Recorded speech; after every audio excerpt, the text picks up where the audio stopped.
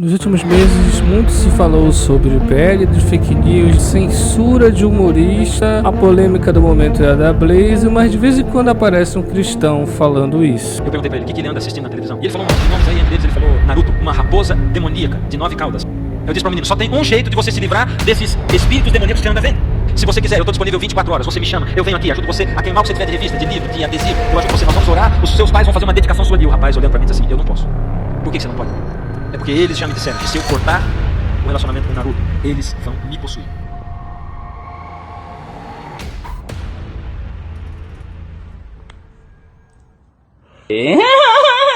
Ou também a gente ouve esse tipo de coisa. Fala do teu pastor estuprador. Graças a Deus, vou começar dizendo para vocês, ele não é pastor na Lagoinha, não é consagrado pastor, nem reconhecido pastor na Lagoinha, essa pessoa. Soubemos do caso no início dessa semana.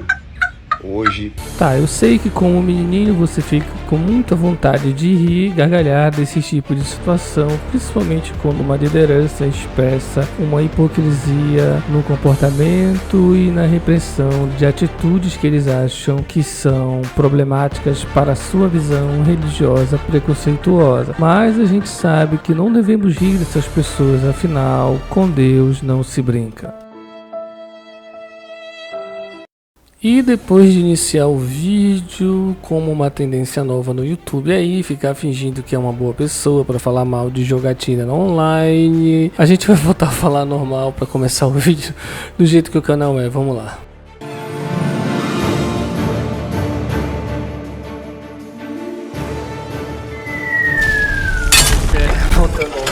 Neste vídeo a gente vai falar sobre religião e piada. Ou existem religiões que são uma piada. Nesse vídeo a gente vai falar um pouco também sobre as chamadas religiões de comédia ou religião de paródia e mostrar como é naquela continuação que o fenômeno cultural do fandom vai produzindo outros fenômenos que são muito próximos ou para-religiosos ou semi-religiosos especificamente. Existe uma discussão dentro de alguns fóruns de fandom que falam sobre a religião dentro das produções, seja em fanfiction, seja nos próprios materiais canônicos, outras que surgem ali como uma outra expressão religiosa, por assim dizer, mas que existem algumas diferenças, tá? Então a gente vai para algumas definições, como a gente faz em todo o vídeo, e aí depois a gente vai mostrar alguns exemplos. Existem alguns grupos que já são bastante conhecidos e eles são estudados aí como um fenômeno contemporâneo, moderno ou pós-moderno, mais precisamente, em relação a determinadas formas de crença ou como as crenças funcionam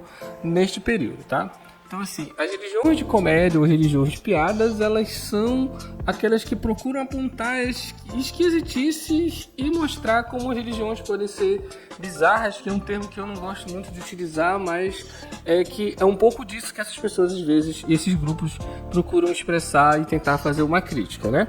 Então, esses termos eles também são associados àquele outros termos que a gente já falou no outro vídeo lá do fandom, que é a religião inventada, ou as religiões baseadas em ficção, ou as religiões paródicas e satíricas, que são apropriadamente os grupos que a gente vai mostrar aqui nesse vídeo daqui a pouco, tá? Então, a intenção não seria substituir as religiões mais tradicionais, cristianismo, budismo, islamismo e essas outras expressões, mas tem a ideia ali de mostrar como a religião seria completamente desnecessária e que eu poderia criar uma crença qualquer aqui e afirmar que ela é religião, por mais absurda que ela no início possa parecer. E a gente entra um pouco na dimensão social das religiões, que é a dimensão do reconhecimento, né? Propriamente dito, nesta dimensão, a questão do reconhecimento de um grupo maior, das instituições, como aquele grupo sendo ou não uma religião. Saindo um pouco deste eixo, a gente vai usar como exemplo aqui, por exemplo, religiões de matriz africana no Brasil, durante muito tempo foram de fato criminalizadas na sua prática, acusadas de charlatanismo, de enganação, não sendo reconhecido como uma religião legítima e tendo ali às vezes classificado como crendice ou mesmo como folclore propriamente dito. O que eu queria fazer um paralelo aqui em relação ao reconhecimento da sociedade em relação a esses grupos. E aí a gente tem duas categorias bem diferentes, que são as religiões satíricas, aquelas que de fato procuram fazer um trabalho espiritual dentro do seu entendimento do que seria o trabalho espiritual e também fazem ali uma graça na sua cosmovisão, na sua cosmologia, na sua mitologia. A outra que seria a religião de paródia, tá? Que são as paródias insinceras e entendidas de outras religiões, alguma coisa assim. Então seria como pegar uma crença ali para fazer uma crítica a crenças mais estabelecidas ou reconhecidas, como eu falei anteriormente. Então a gente tem um pouco dessas duas diferenças. Nas paródicas, a ideia é que não há um trabalho espiritual sendo desenvolvido, tá? Essa é a diferença. Tem um cara chamado David Schidlister que ele vai falar que as religiões de paródias, elas são umas falsificações autênticas, né? Então, é autêntico porque negocia a política do ser humano em relação ao divino, então ainda assim faz aquele eixo lá de contato com um ser superior, seja que esse ser superior pode ou não ser muito bem compreendido, afinal, nas religiões mais tradicionais também tem essa ideia de não compreensão do ser superior, supremo e perfeito. É porque você não conhece Menor. Mas que faz, na parte social, uma paródia bem explícita das religiões mais tradicionalmente conhecidas, né? Então, eles usam um termo ali, simultaneamente são simulações e realidade. Lembrando que isso tem muito relação com a forma como essas novas formas de expressão religiosa são construídas na sociedade pós-moderna.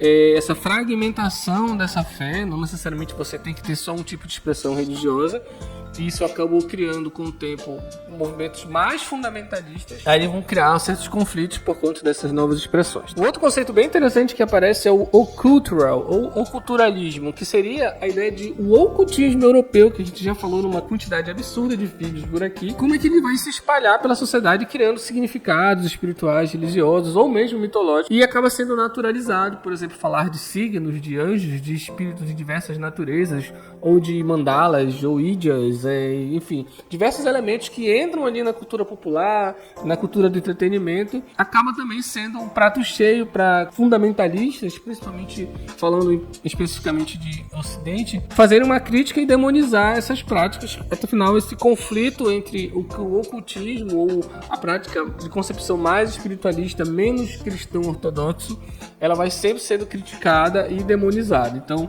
os grupos que praticam outras formas de religiosidade que não cristãs, parece que são um prato cheio ou foco ali de grupos que tendem a ter um discurso mais fundamentalista. A gente tem que lembrar, por exemplo, do livro Orixás, Santos e Caboclos, do Edir Macedo, que ele faz basicamente isso. A gente pega essas outras religiões, esses outros grupos, só que inclui a Igreja Católica ali no meio, porque o papel dele também é criticar todas as estruturas, inclusive os inimigos políticos que ele tinha na época, e fazer ali uma demonização de todas as suas manifestações e formas de expressões religiosas. Essa ideia da religião satírica, ela vem muito do movimento de contracultura da década de 60 e 70. A gente já falou isso quando a gente foi falar sobre o Jovem Místico aqui neste outro vídeo, vou deixar aqui no card. E ele também é um pouco, também surge nesse período com um grupo chamado Discordianismo, considerado o grupo inicial nesse tipo de religiosidade pós-moderna, que faz ali uma crítica com religião, usando elementos da religião, mas que parte de uma própria concepção ou interpretação e reinterpretação de símbolos, ou mesmo criação completamente nova de uma forma de crença, mitologia, ritualística e tudo mais. Uma outra autora bem interessante que eu encontrei foi a Laurel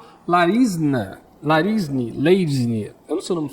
Uma outra autora que eu encontrei foi a Laurel Larizny, parece nariz, né? Narizny, né? Alguma coisa assim, meio estranho o nome dela.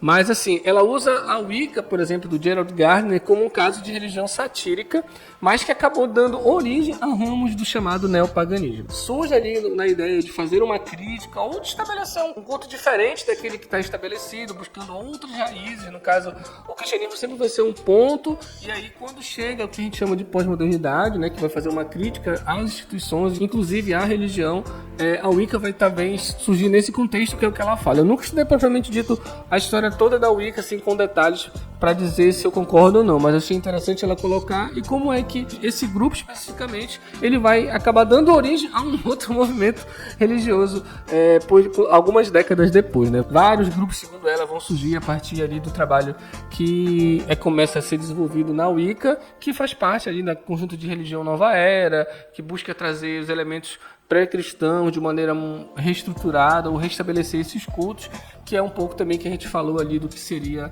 o perfil do jovem místico. E aí, o interessante que no trabalho dela, ela vai surgir que esse tipo de movimento ele é uma reação tanto a grupos ocultistas que se dizem anti-organizações religiosas e o próprio cristianismo que os ocultistas se dizem combater. Tem dois perfis.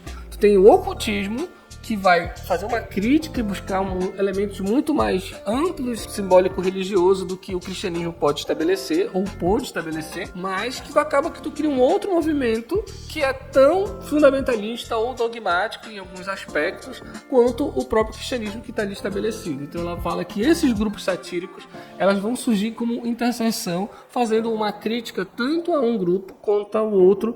É como se fosse aquele terceiro elemento que entra, mostrando que aquilo que era para ser uma crítica ao que está estabelecido acaba se mostrando sendo só uma outra face ou uma outra maneira de estabelecer dogmas ou alguma coisa parecida, tá?